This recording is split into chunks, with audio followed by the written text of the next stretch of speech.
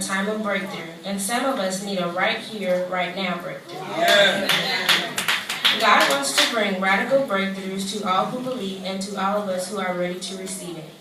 We need healing breakthroughs, financial breakthroughs, lying in Jesus' name breakthroughs, laziness breakthroughs, unforgiveness breakthroughs, pretending I like you breakthroughs, disobeying breakthroughs. We need secrets breakthroughs, gossiping breakthroughs, jealousy breakthroughs, cheating breakthroughs, stealing breakthroughs, just to name a few.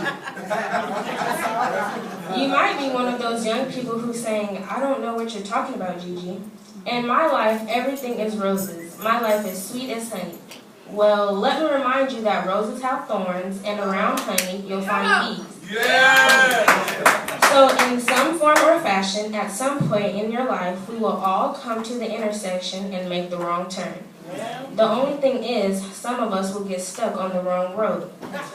Days, months, even years later is when you'll look up and say, God, I need a breakthrough.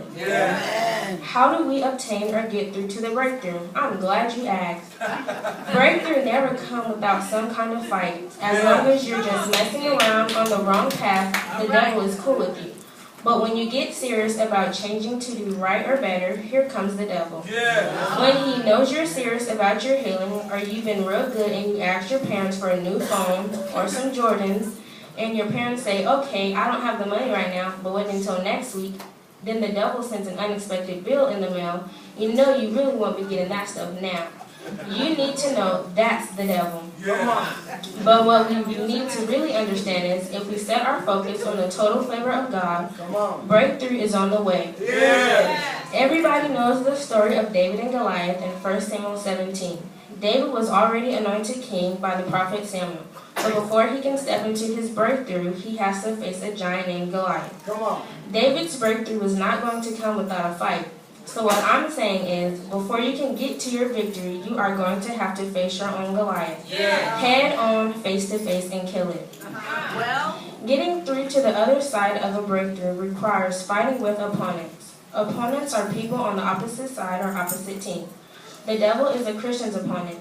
Your opponents can be bigger than you, faster than you, taller than you, and wider than you. For example, I used to be in Taekwondo, and before and during my tournaments, we had to meditate so that we can think clear. We had to eat right so that we didn't get tired in the ring during the fight.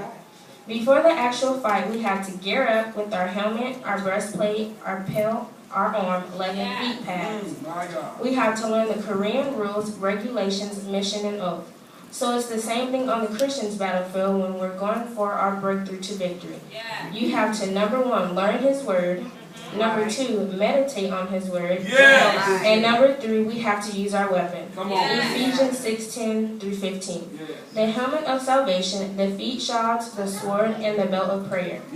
Use your weapons to help you move through your breakthrough. Keep fighting. Don't give up the fight. Remind yourself, Romans 8:37, I am more than a conqueror through Him who loved us. Then tell yourself, I can do all things through Christ who strengthens me. Philippians 4:13.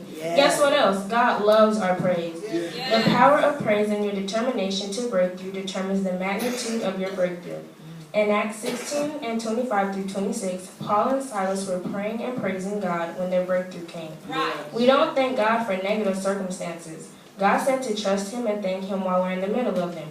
This shows that we trust Him to bring us to our breakthrough. So in my conclusion, breakthrough to victory, we have to believe the Word of God, Ephesians 6, Romans 8, Acts 16, and Matthew 11. Intensively speak the Word of God, the greatest weapon is our tongue, and act on the Word of God. Decree and declare that the victory shall be yours. One last thing, just because you get through to your breakthrough, don't mean you have the victory. Like my other example, when I was in Taekwondo, breakthrough was for me. I fought well and qualified to fight in state and national tournaments. But the victory didn't come until I won the final bout to become the first place winner with the gold medals, becoming the champion. In football, basketball, or any sport, when you make it to the championships or playoff, that's the breakthrough. But the victory don't come until you win the championship game. Don't stop at the breakthrough. Become the champions. The devil is under our feet because God will give us victory over every battle we fight. God bless.